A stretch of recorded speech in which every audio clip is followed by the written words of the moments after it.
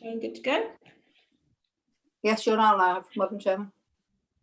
Good evening, everybody, and welcome to this virtual meeting of the Environment and Performance Committee. My name is Councillor Judith Skinner and I'm Chair for this committee, and Councillor Judith Wellborn is Vice Chair. As is our protocol for ensuring public awareness of who is in attendance this evening, I would ask Karen to do a roll call, please. Thank you, Madam Chairman.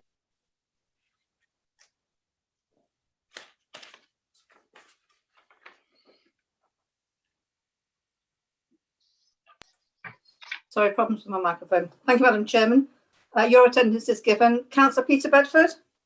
Present. Councillor Deborah Evans. Present. Councillor Paul Goodale. Present. Councillor Chelsea Trafford. Present.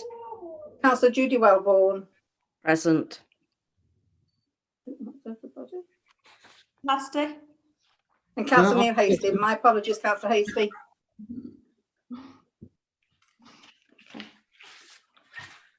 Councillor Hasty. Yeah, I'm present. Thank you, sir. Leader of the Council and Portfolio Holder for Climate Change, Councillor Paul Skinner. Present. Christian Allen, Assistant Director, Regulation and Lead Officer for this committee. Present. Good evening. James Gilbert, Assistant Director, Organisation and Corporate Services. Thanks, Karen. I'm present. Susanna Rolfe, Transformation Manager. Present. Peter Hunn, Community Safety Manager. Good evening, present. Jeanette Collier, Senior Democratic Service Officer. Present. And Karen is myself, clerk for this meeting. Thank you, Madam Chairman. Thank you, Karen. We'll now move into part one of this evening's agenda and address the preliminary items. The first one is to receive apologies for absence and notification of any substitute members. Please, Karen. Thank you, Madam Chairman. Councillor Alison Austin has tabled apologies but may join the meeting later on. Further apologies are from Councillor David Brown, Anton Dunny and Aaron Spencer. No substitute members this evening. Thank you. Thank you very much. Number two is to sign the minutes of the last meeting held on 5th of January 2021. If any member who attended that meeting as a member of this committee wishes to challenge the accuracy of the minutes, could they please do so now? Nobody's showing, Madam Chairman. So I will take that. I have, as there's no comments, I will take that as your agreement to sign the minutes. Thank you very much. The third one is to receive declarations of interest in respect of any items on the agenda. Nobody's showing, Madam Chairman. Thank you. And to answer any written public questions, are there any, Karen? No questions, Madam Chairman. Thank you. That concludes the preliminary items, and we'll now move to part two of the agenda. Our first item this evening is the Member Learning and Development Strategy. This report can be found starting on page 9 of the agenda, and we have James Gilbert to present this report, and Councillor Paul Skinner is the portfolio holder in attendance in support of this report. Thank you, James. Thank you, Councillor. Councillor Skinner, did you want to say anything before I talk to the report, or are you happy? I'm very happy, James. I'm very happy with this report, and I'll comment at the end. Thank you. Thank you. So thank you for your time this evening, councillors. This report, an appendix, is destined for the Cabinet eventually. So back in January of this year, the Councillor Development Group indicated it wished the authority to work towards the Council Development Charter again. It was something the Borough Council had in place previously. It has now expired. Part of the journey to reattain the Charter is putting some building blocks in place. One of the key requirements of establishing the Charter again for the Borough Council is having the Member Learning and Development Strategy in place, which is presented to you this evening. This is an update to a previous strategy the Borough Council had in place anyway. But the idea is this forms part of the evidence base that when we go forward to the LGA for reaccreditation in early 2022, there's this piece of evidence to support that process. So I wasn't intending to go through the strategy page by page. It's a fairly short strategy, and I'm sure you've all had time to read and digest the document. It's deliberately short. to try and keep it very focused. And there's an appendix at the back which focuses on evaluation and how we will evaluate member learning and development. So it'd be really helpful if there is any feedback from the committee. Now, I know a number of people who are on the meeting this evening are actually part of the council development group, so I've fed into the process already. If there are any additional comments that you wish to be made, I can happily take these back and fax them into the final report when it goes through to Cabinet.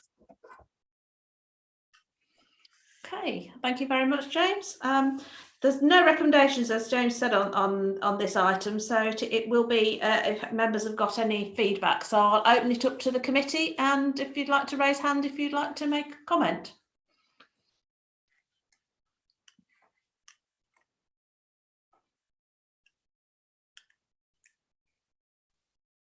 No hands showing at the moment, Madam Chairman.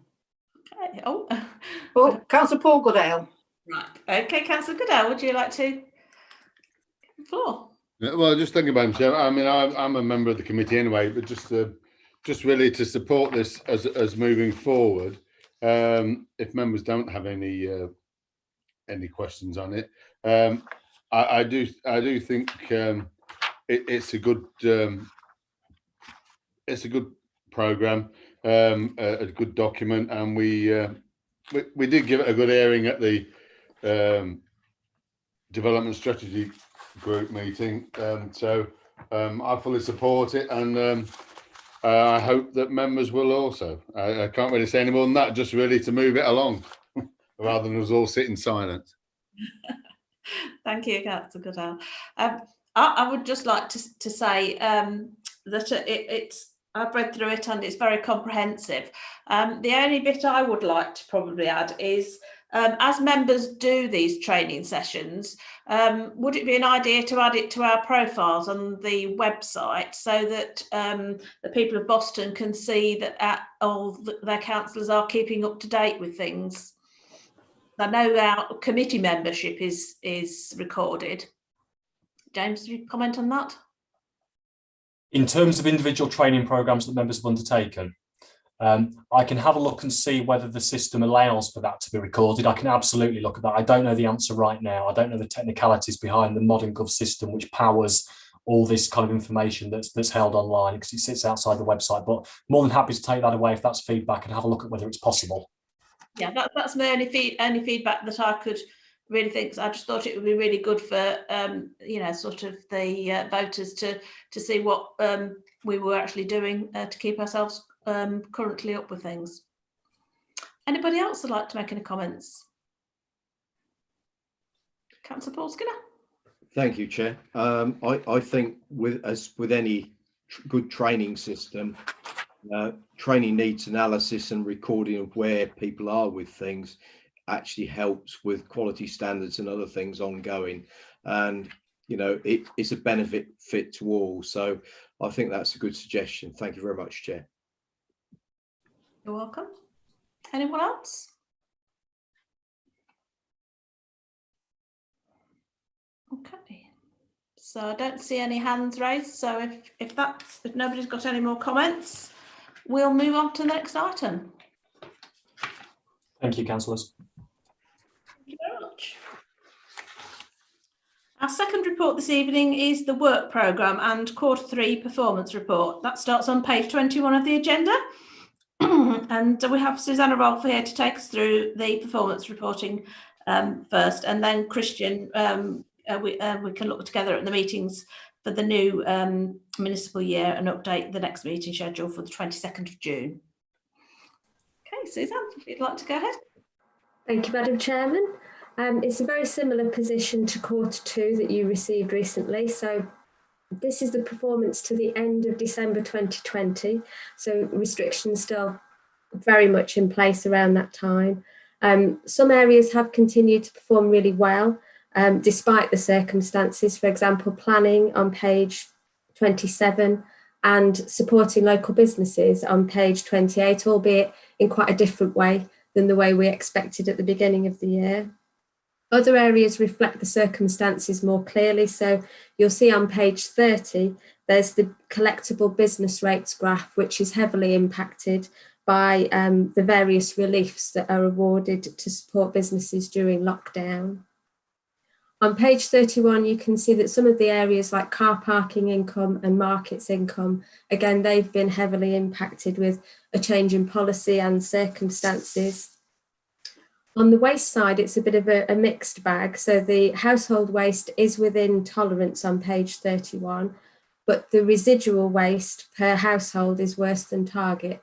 So again, we believe that's around the impact of lockdown, more waste being generated at home because that's where a lot of people were. And there will be a change to the side waste policy. So that may have an impact on that particular indicator going forward.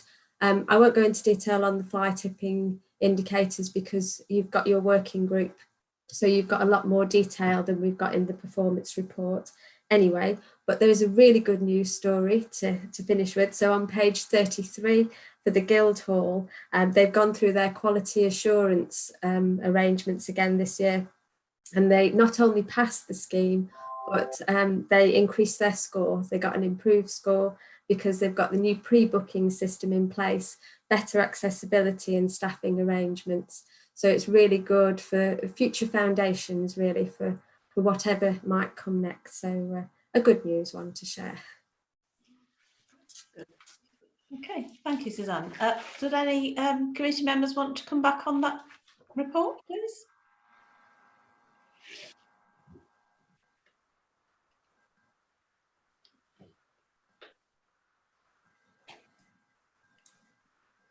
Councillor Goodall.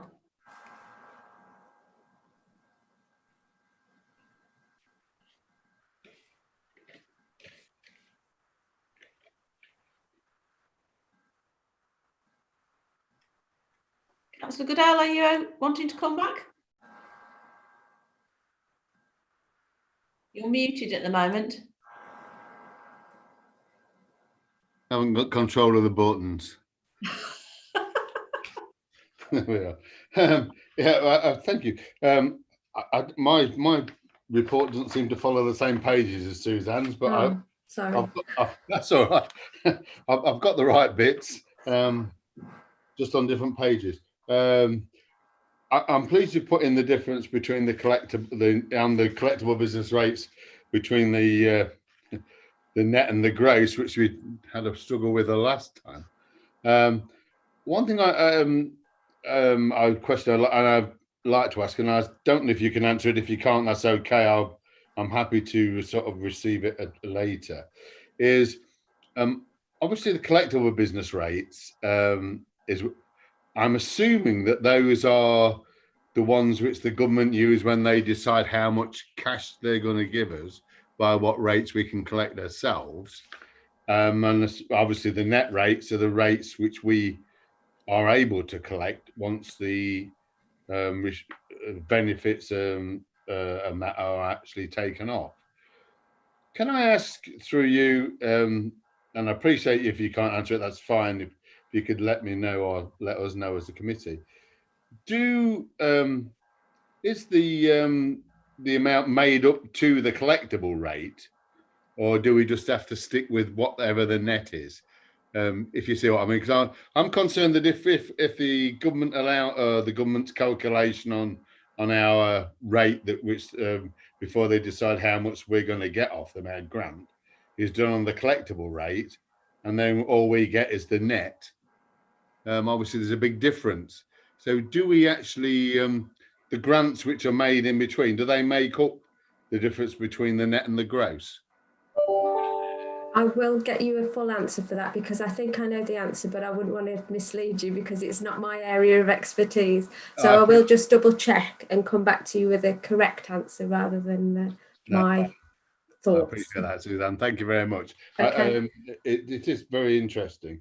I mean, I appreciate we are going to move into the fly tipping report and later, but while we're on this, and it's the work programme, just on that though, I would like to again congratulate the collection teams for the fly tipping. The graphs show that they've far exceeded their, really put a lot of effort in, and I'd like to pass my thanks on to them again. I mean, they do a lot of work in my area, as I'm sure they do in everybody else's area. But one thing I would like to ask Madam Chairman, and I know it will be coming up in the next report, but it just seems to me from these reports that seems to be a correlation between the majority of fly tip waste, certainly around the town, is obviously domestic waste, black bin waste and other household things, furniture and stuff. And I think we basically, well, my own view is that most of that comes from the private rented sector and overcrowded housing. Now, I appreciate that housing doesn't actually come under this committee's remit, but obviously the waste does. So I wonder whether it'd be possible to have a joint scrutiny meeting with the other scrutiny board with regard to the overcrowding issue and the waste which that generates, because it just seemed to me that the two correlate between the rather large amount of black plastic bags and bags in general which do seem to end up on our streets and overcrowded housing. So I do wonder if we could actually, as committees, scrutiny committees, either have a joint task and finish group when this one finishes, or have a joint scrutiny meeting to actually see what we can do moving forward. I'm sure within the next report, as I know you're aware, Madam Chairman, because you sit on the other one as well, that housing and the waste streams are working together now. And I just wonder whether between the two scrutiny boards we can actually come up with something along the lines of a licensing of rented housing, or something which actually along those lines, or just definitely looking at something which gives us some form of what should we say, new look into the overcrowding issue, whether it be licensing, whether it be through the landlord's form or whatever. But certainly in my area, and I'm sure it's within lots of other members who have town wards areas, the overcrowding issue and the waste which is generated from that is a big problem. And I believe that most of that's ending up in these black plastic bags, which causes over a 200% increase in the fly tipping, which I think is something we need to look at. But I won't say any more than that, Madam Chairman. But I do think that we could probably look at that in the next item. Thank you. Yes, Councillor Goodale. I will err on the side of seeing what comes up on the next item, because they could well have covered that, and Christian will be able to let us know, and then we can take it from there. It might be something we want, that group to look at as well, possibly. So we'll go. If I may, Madam Chairman, that was exactly what I was going to say. I think it would be sensible, and there may be members of the member working group here this evening, it may be sensible to ensure that Councillor Goodale's concerns are played into that group, and that we look at the evidence or not that either refutes or supports Councillor Goodale's assertion. But I think, yes, it'll be, I think if we let the member working group play out, Councillor Wellborn, I believe, is on the work programme to give us an update on that at our next meeting in June, and perhaps we can ensure that that's included in the work that the member working group are doing, a response to that question. Yeah, that may be the best course of action. Yeah. Okay. Right. Okay. So next is Councillor Evans, if you'd like to. Thank you. Thank you, Chairman. Two things really. I too would like to thank the fly tipping team, because again yesterday I had to give them a call, and every single time without fail the problem is started quickly without any fuss, and I just don't know how to do it. They're just fantastic, and you get a reply straight away. I'm just so impressed with them, so a big thank you to the fly tipping team. The thing that's sort of working away in my brain that I'd love an answer to, so I'm hoping we'd be able to get an answer, obviously probably not now, but how the fly tipping incident percentage rate compare to when household green bins were collected every week. I'd love to see the fly tipping percentage for when we had weekly collections to now when we have fortnightly collections, because I think we've got to think about that if there's any correlation, because it's such a different way to how much I just think that itself needs the information on that, if that's possible. I'm not sure if it's tricky, but I think there might be something to be learned from that. Thank you very much. Thank you, Councillor Evans. I think, if I may, Councillor Skinner, I think it's been, someone will tell me, I'm sure, but it's been some time since we've done weekly collections on residual waste, many years, and I think the environment that we work in now in terms of waste will be so different from when we were doing weekly collections. Probably, gosh, it could be as much as 20 years ago. I don't know. A long time ago, since the twin bin scheme was brought in.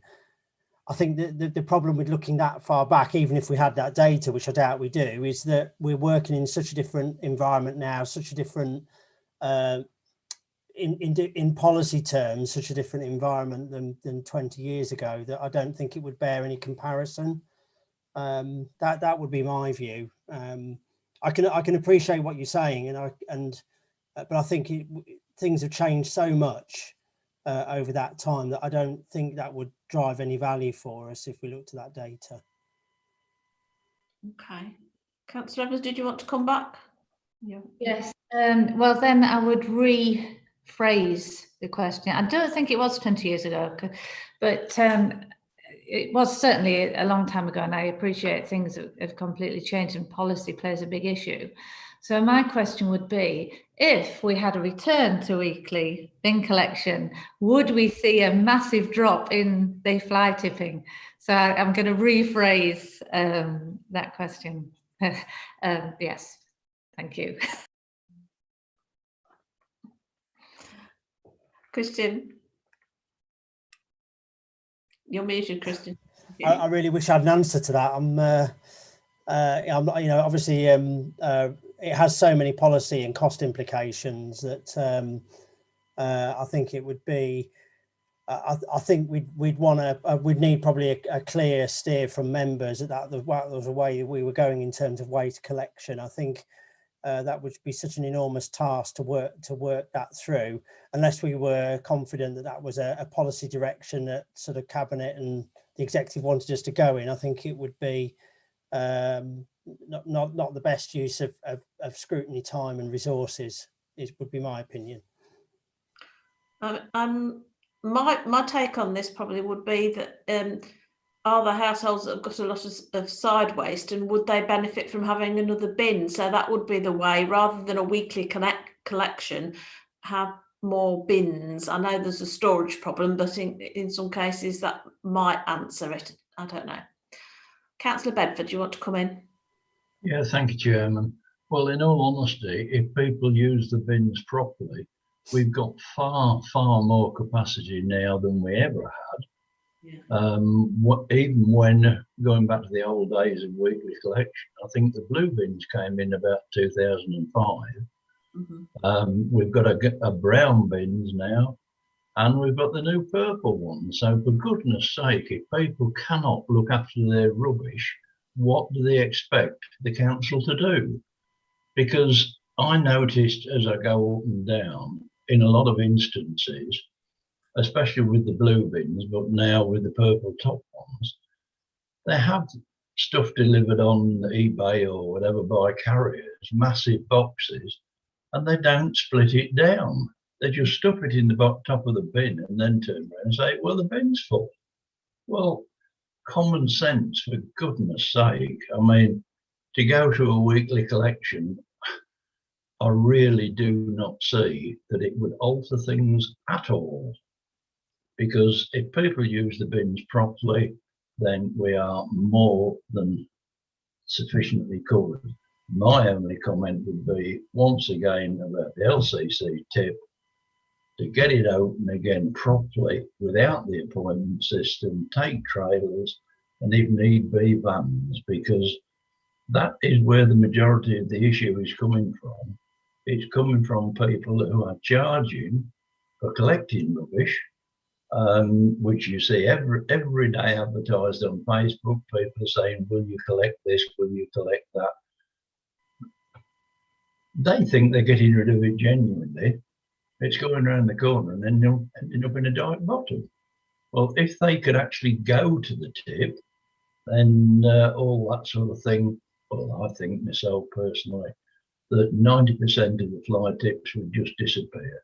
Probably not in town with a lot of the HMOs, but in the main, I think that is the answer to it. And that's my only comments, Chairman.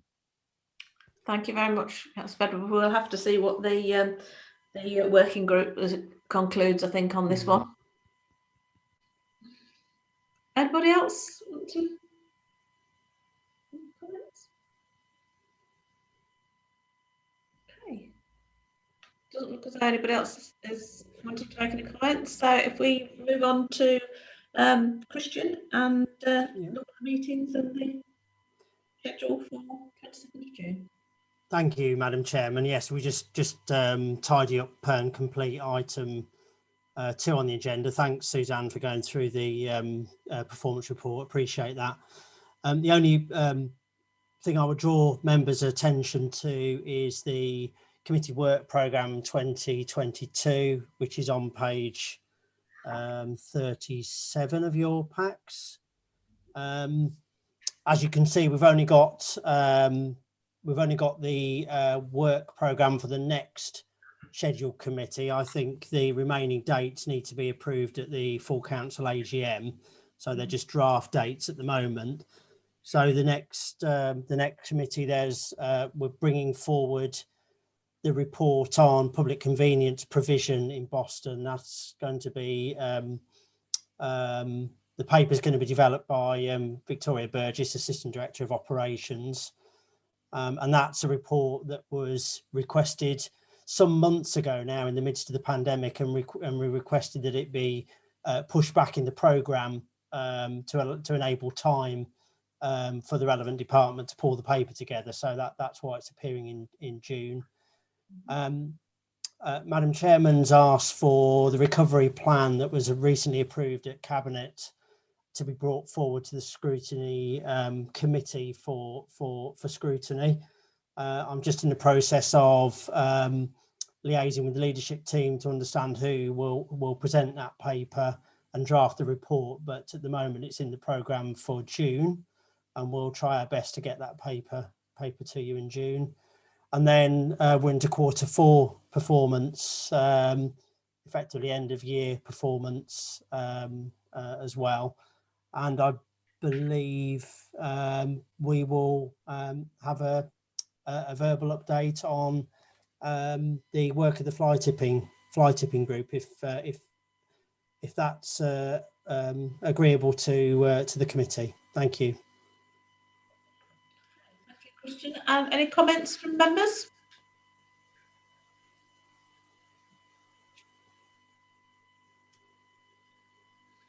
Councillor Goodall. Thank you, Madam Chairman. It says here we have a verbal update on the fly tipping at this meeting. Yes, that's correct. But I don't know how far. Sort of said it on the June line. I mixed up. I thought Kristen said it on the June one. I think it'll, depending on what else work they've got to do. Tonight's will be how they've got so far and what else they've got to do, and then they'll bring that to the next meeting as well. There's the conclusion. Okay, thank you. Yes. Exactly so. Thanks, Madam Chairman. You're welcome.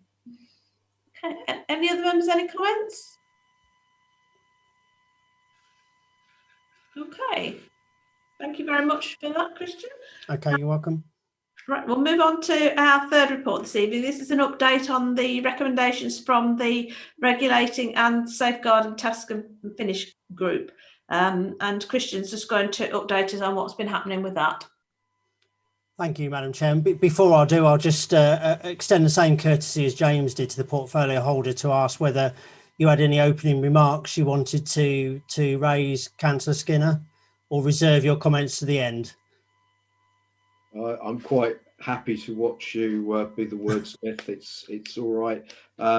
Obviously, in the pack is quite a few things that we've done that you're aware of. Just inform the committee of where we've got to. Absolutely. Thank you, Councillor Skinner.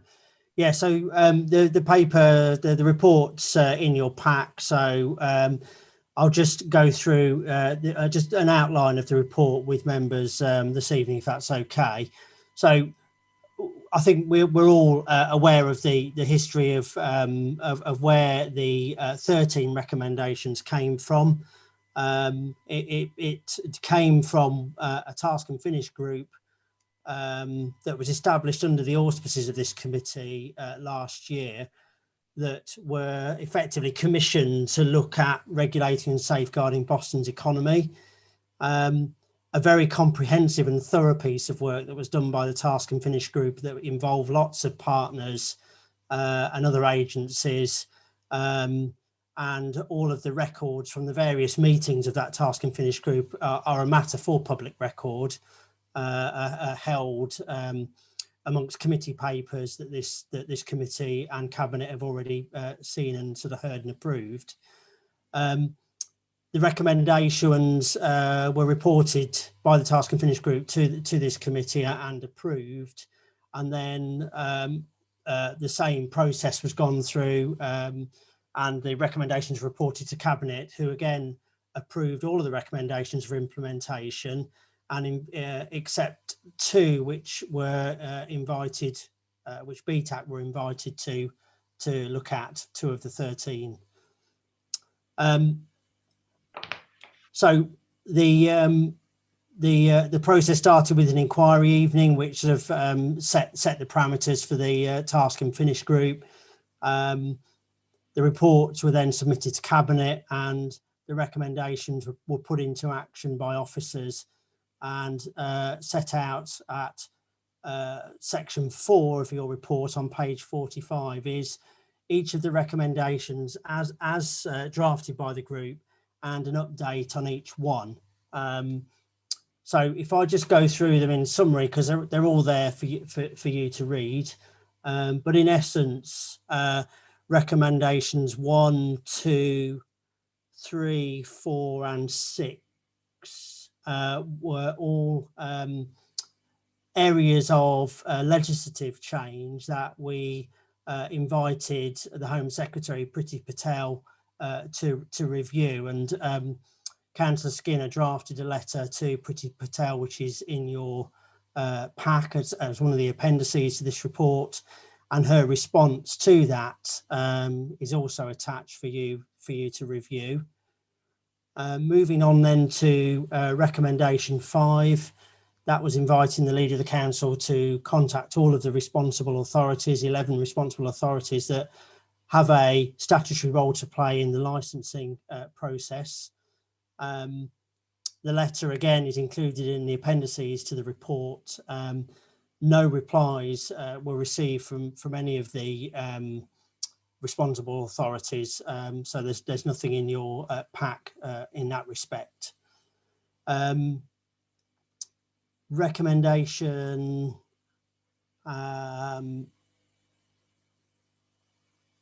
7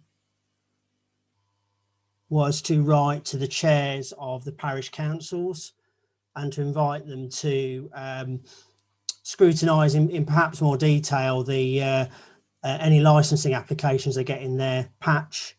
And again, a letter is included in your appendices that Councillor Skinner wrote to each of the parishes, but again, we received no replies to those that correspondence. Recommendation 8 was to promote the work of the Boston Community Alcohol Partnership, the CAP. Fran Harrod, who chairs that committee or that partnership, has put in a very comprehensive response to that recommendation, which sets out all of the good work that the CAP have done, and also in the recognition that they won Community Alcohol Partnership of the Year this year, which was an award presented to them by Matt Warman in March. But Fran's covered in a lot of detail the good work that the CAP are doing and continue to do. Recommendation 9 relates to performance reporting in terms of our ASB activity and comparing incidents with Horncastle and Skegness. That's something that we've taken forward. That performance information is now available on our website, updated quarterly, and is available for members to see. Furthermore, information relating to the contact details for reporting non-urgent crime, that's been added to the council's website. We're now holding regular meetings, community meetings involving the police, led by the police in fact, and supported by Peter Hunt, the Community Safety Manager. They're held quarterly. At the moment they are held remotely, and they are designed to set the policing priorities in consultation with the public, set the policing priorities for the following 3 months. And I believe one of those meetings took place only this week. Incidentally, Peter Hunn is on the meeting this evening. If there's any questions he can help me to respond to, then he's available. The only two outstanding recommendations, Madam Chairman, are the two relating to security at Central Park, and there is a report currently in draft ready for presentation to the BTAC committee in May. So that really concludes the report. So all of the recommendations 1 to 11 have been implemented and completed. Recommendations 12 and 13 are outstanding for BTAC to review at their meeting next month. There is a recommendation, and the recommendation is that members receive the update noting completion of the task and finish group regulating and safeguarding Boston's economy recommendations 1 to 11, and to agree to a further update being brought back before this committee when once BTAC have given their considerations to recommendations 12 and 13. Thank you, Madam Chairman. You're welcome. Any questions from committee members, please?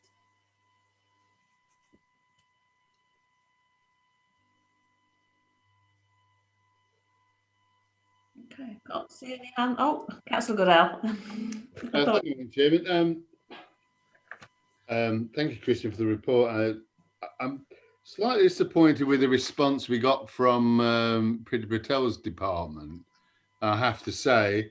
I mean, one of the main things which we did find in the task and finish group was that one of the reasons behind licensing tobacco sales, especially in some of the places in Boston, was it would actually, if there was a license involved, it would actually give the police the right to enter premises, which they don't have at present.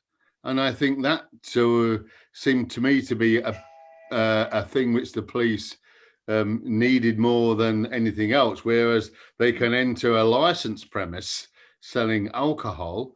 The shops that don't sell alcohol, just tobacco, they have no right as such to enter, to have a look, to search. Whereas if there's supposedly, if they had to have a license, my understanding was that they could actually enter those premises more easily, which I think was one of the key points we were making. Although obviously the loss to the exchequer was also one of the concerns, but our main concern was the amount of shops that were open selling tobacco, supposedly, and there was some discussion that they may be just a front for other concerns, shall we say, rather than anything else. That's what we were more concerned about, that. And that was my understanding of one of our main reasons for the licensing of tobacco, which I have to say that the government seemed to have completely ignored, or the Home Office seemed to have completely ignored anyway. But so I wonder if we could actually, through our Member of Parliament, Madam Chairman, actually make that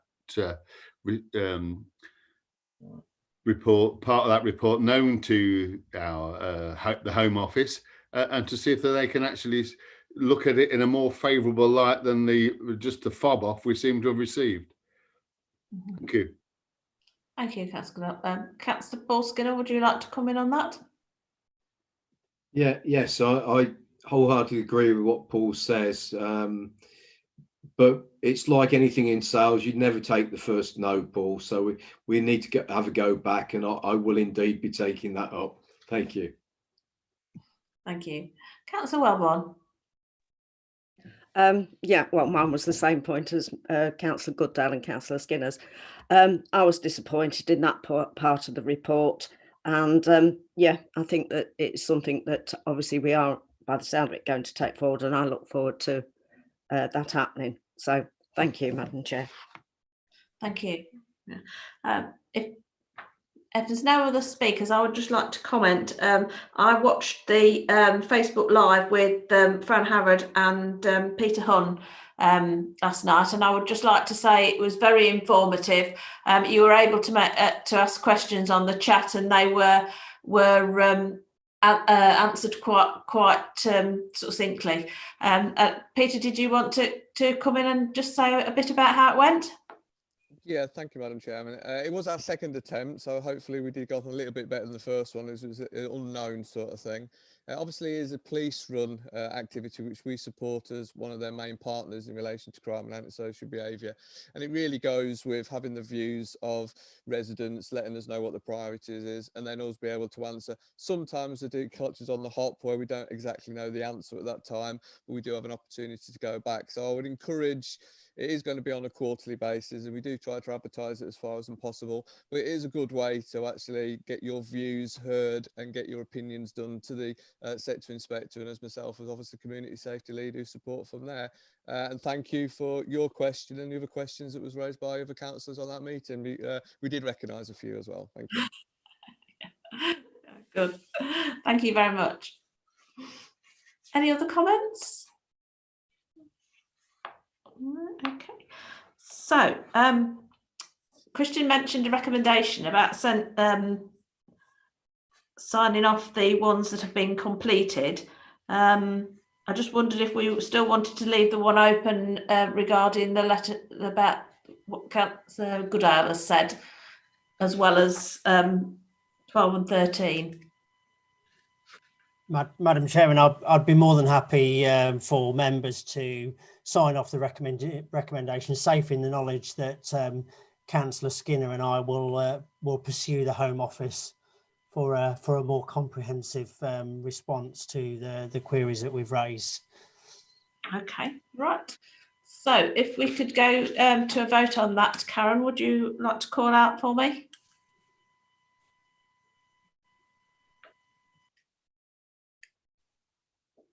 Yes, thank you, Madam Chairman.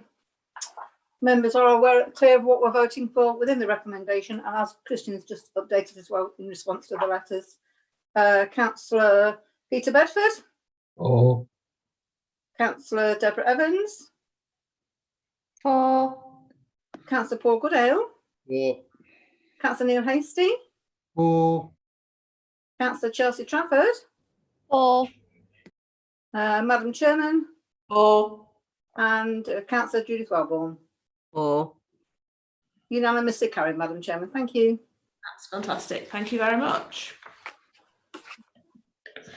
So moving on, finally this evening, it was a pleasure to ask our Vice Chair and Councillor Wellborn to give us a brief update on the member working group on fly tipping. I know a number of you are on the group, but it would be good for the parent committee to note its progress to date. The floor is yours, Councillor Wellborn. Thank you very much, Madam Chair.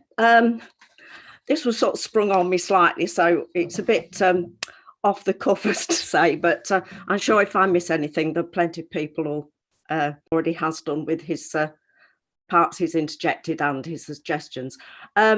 We've discussed at the fly tipping working group about cameras and also mobile observation units, which apparently are being used, and we will be updated this next month. We also discussed the new waste bins and the fact that they were trying to make households aware of which sort of rubbish to put in each. So obviously most houses have got the new waste bin. Whether they've got the other bins is still a matter for discussion. We discussed the fact of some waste carriers are now apparently fly tipping, even though they're apparently licensed. So this was being looked into by Victoria and Jen. We talked about the Wombles and the Wibberton and Boston and the fantastic work they were doing.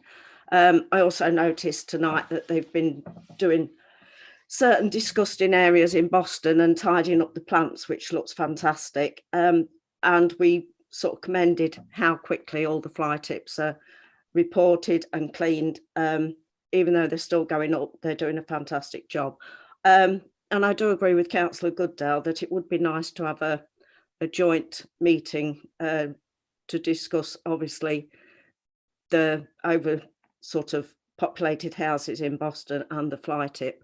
If I've missed anything, I'm sure somebody else will let me know, but that's as much as I can remember and I've got notes for. Thank you. Thank you, Councillor Wellborn. Has anybody in the committee liking to make a comment?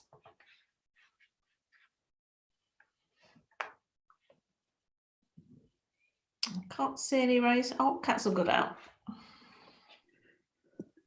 Well, thank you, Madam Chairman. Yeah, I mean, Judith's covered most of the things. I think one of the things which we did discuss and look at, and were obviously the closure of the county council tip, as it were, or the recycling centre, as it's as the county council referred to it now, and whether there was an option to have other sites within town of Boston, within the Boston area, not necessarily the town, you know, on an ad hoc basis where people could actually take stuff for that purpose of recycling, whether we use the sites that are there now or whether we create others. I think it's also worth mentioning that, and I know Victoria is looking at it, the fact where there are still lots of places where bins are an issue, parked on the pavement permanently, and Victoria is going to look at that to see if there were other ways which we could look at collecting waste. I mean, we're sort of, I suppose, as an authority, we're in a bit of a cleft stick anyway, with the government insisting we collect less rubbish and recycle more, and yet as an authority, as a town, and when we look at the figures, we are creating more household waste than we were before. So the two are not compatible at present, and I think that is a big issue which we have. But I also think it's worth so that the committee are aware, and sort of members listening are that housing and the waste collection teams are working together now, where there are large amounts of side waste or whatever. They are being reported by the waste collection team to housing, and those houses are being looked at. And I do think that is one of the biggest causes of the sort of fly tipping on the streets in Boston, is just the overpopulation of houses. I mean, you don't every day. I mean, there are certain parts of Boston which I'm sure we're all aware of. If you look on fly tippers, Boston fly tippers, every day there are hotspots in Boston that as soon as it's cleared, it's back again. And we can't fault the collection teams. They're going out and they're really doing a fantastic job and cleaning up ever so well. But I mean, at the minute they do appear to be fighting a losing battle, but it is something which we are looking. Oh, the working group are looking at the answers. I mean, I think we, as a whole, we need to really look at the actual whole holistic thing of waste collection in town. I mean, Councillor Bedford made a good point. We have enough bins, and a lot of the stuff that's actually placed in the streets is totally recyclable. The bottles, the cans, but then we do get bags of household waste, just general waste, food and the like, which should go into the green bins. But I mean, I go back to the point I made earlier on. I think one of the biggest problems is if you've got a house that has twice as many people in as it should have, irrespective of most of them don't have enough room for many more bins. There's too many people living in them. But I think that's bound to create the waste problems we have now. And I still think we need to really look at that together with housing and the waste teams to actually to look at some of the waste forward and in assessing the amount of side waste. I mean, I'm pleased to see that the council have agreed to keep collecting side waste in the initial part on everything apart from the card and paper, because I think that is a step forward, but which was something which was raised at our working group, and the portfolio holder took it away, and I understand that they're now going to collect side waste on everything apart from the paper and card, which I think is a move forward. But we need to be. I think we all really got to work together on this, because it is a big problem, and I appreciate what Councillor Bedford said about the fly tipping out in the rural areas and such. That may ease a lot when the tip opens again. But I think for the in-town ones, it's more a question of just too much waste is being generated by the houses we have, and we really have to look for a solution to it, whether that be clamping down on overcrowding, or providing more bins, or even having community bins. Whatever the answer is, I don't know at the present, which we're working through. But I do think that the working group are. I think we've raised more issues than we have answers for at the moment, which is, I suppose, is always the way. And I suppose that's the good thing, I suppose, to raise the issues which you don't have the answers for, and then try and look for solutions. But the work goes on, and if Judy's going to come up with a conclusion by the next meeting of this committee, or the working group is, I think we'll have done very well. But thank you, Madam Chairman. You're welcome. Christian, did you want to come back on that? Is it worth having a word with the housing side to see what we can get sorted? Well, first of all, I don't think there's any pressure on the work of and correct me if I'm wrong, Councillor Skinner, but I don't think there's any pressure on the working group to conclude their work by the next meeting. No. Yeah, I mean, that's something we can discuss at our briefings, but I think, it's important that it's an as thorough bit of work that, that you have the time to do it and give it its due credit that it's worth. Just going back to the tip issue, if I may, the tip isn't closed. I think Councillor Goodale, you said the tip's closed. It's not closed. The tips are open, but we do now how restrictive the policy has been around certain types of waste, and the fact you've got to pre-register. I think some of those policies are going to be with us for evermore, but there is movement in acceptance of waste at the household waste recycling centres. They're admitting now any sort of waste on any day of the week. I think they're admitting trailers of a certain size, providing they're pre-registered. So there's clearly some movement, and I think there's no shadow of a doubt that movement has been brought about by some of the pressure that the members of this council have brought to bear on their counterparts at the county and on the county council itself. And I'm glad to see that there has been some changes to that policy, which I have no doubt at all is contributing to fly tipping. I'm not saying that's the only cause, but it's certainly a contributory factor. So the more pressure we can put on the council to amend some of those restrictive policies, I think the better. Councillor Skinner, I'm not sure whether was that the question. Was there a question in there somewhere for me? Well, do we need to speak to housing to get them to come and present to the working group, or do we need to make it a joint scrutiny? Or I think, you know, it's within the gift of the working group to engage housing and the housing officers. I'm absolutely sure through my opposite number, Michelle Howard, that she would be more than happy for her officers to work with the members of this working group to inform and to help identify answers to the issues that are raised. I know that Jenny Moore and officers in housing do work closely together. But you know, some of these properties and some of the issues associated with some of these HMOs and overcrowding are, you know, a significant issue that you can clear up one week and it reappears the next. So it requires a sustained effort and potentially proactive sort of enforcement that's going to commit the property owners to sustained effort in terms of improving waste arrangements. So yeah, I'm sure that the working group will get all the support they need from officers in housing if they invite them to one of their meetings. Okay, so we'll do that. Okay, that's all right. Any further comments from anybody?